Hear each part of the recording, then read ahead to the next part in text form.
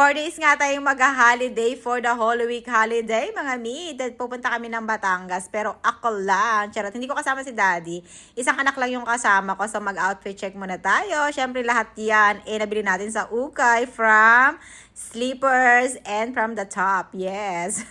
Okay, girls. So, papunta tayo ng Batangas. In-invite nga kasi kami ng friend ko doon sa kanyang bagong new resort. So, tapos nag-stop over kami dito sa Taste Restaurant. Dito na siya actually sa Batangas. So, dito nga kami nag-brunch kasi 11 a.m. na kami nakarating dito. At nakilala tayo ng cashier. Shoutout sa'yo, ate. Ang sarap ng lutong ulam nyo dito, ha. Talagang lutong ulam. So, eto na nga. Nandito na nga tayo sa Alaya. Ito yung papunta doon sa rest house nung aking friend. Bale, first time namin pupunta dito. First time kami in-invite dito. So, 4 days kami mag-spend time dito sa kanyang mansion. Dito na nga tayo papasok niyan. Medyo makitid-kitid pang konti yung kanilang daanan. Pero, feel mo yung province life. Tignan nyo naman yung kanyang lupain. Hektar-hektar ate. Yamanin. So, syempre, ang dami namin bagahe. Parang isang buwan yata amin titira dito ng libre. Charot lang.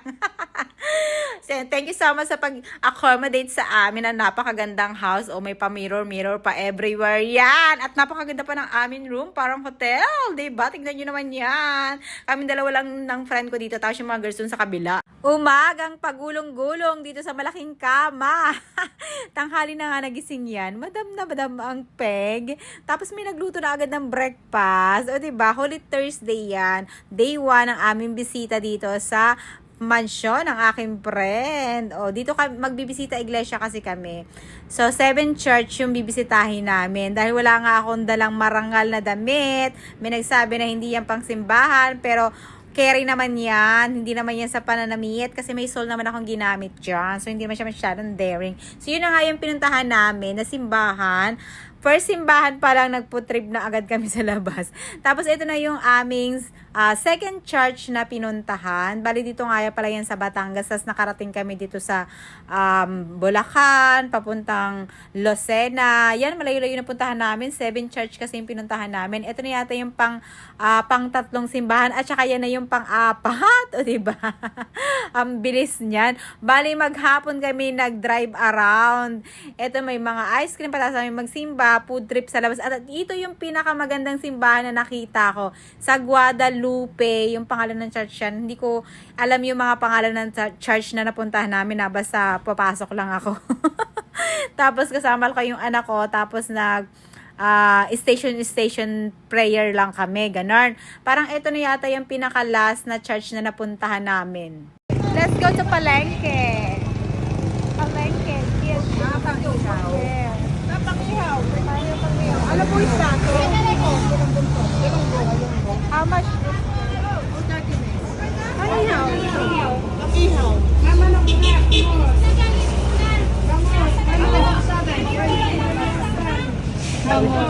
Yeah, that's big. 196. Is that 1 kilo?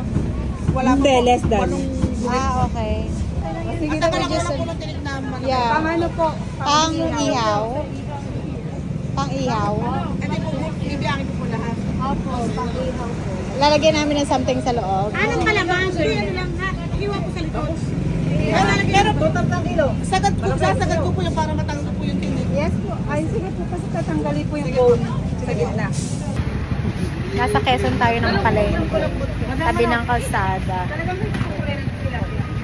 Stop over kami para mamalengke, para pag-ihaw ng isda. Opo, pakikaliskisan. Wala nang tilapia. How much kilo? 200. Ito nga po pati. Ang laki. Ito po. Yan, okay na po. Manok.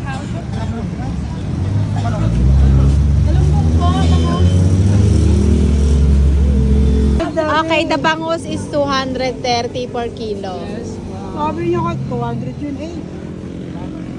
Pero dito daw 200, tas ito 230. Magkatabi lang sila. Ano te, papakita nga. Kano nga rin tayo kanina? 197 po. Binuka na ni ate. Ayan. Tanggal na po yung pera television. Okay. Ayan. Magkano yan? Pang-ihaw. 150. Ano po? Tagal ka rin. Tsaka yung gitna. Kasi kung tanggapin. Sarap lang.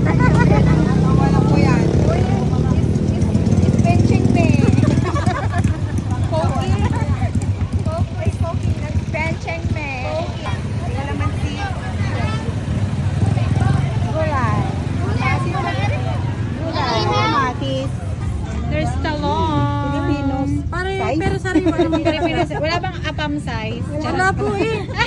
Ayun, may nalito na isa. Uy. Ay, hindi. Pang Pilipino rin. Ang Pilipino rin ba?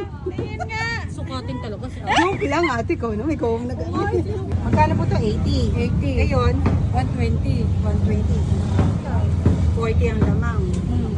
Eh, kulubot lang siya. Pero, Kulubot lang siya daw. pero mataba talaga siya. Dapat lang mga sa tulog muna. Okay. Para daw, Muna sa tulog. Bakit po? para bumuka siya. Munat. Munat. Any kind as long as it's milk chocolate, dark chocolate. As long as walang love like kind. Bakit? Para mas more. Oh! May mani. Okay, let's go. The total is 1.5. How much? All of it? Yeah, may supli pala na 50, 60, 70, 1,500 our palengke for today. Mahal naman, no? Gulay. Yeah, 1,500. Grabe. Pero we have lots of fish already and vegetables and eggs. Para mapabilis daw ang pagbaga ng uling kapag kayo ay nagbabarbecue, lagyan nyo ng konting oil. Ito nga, sa sobrang baga na yan, ayan, napaso na ako.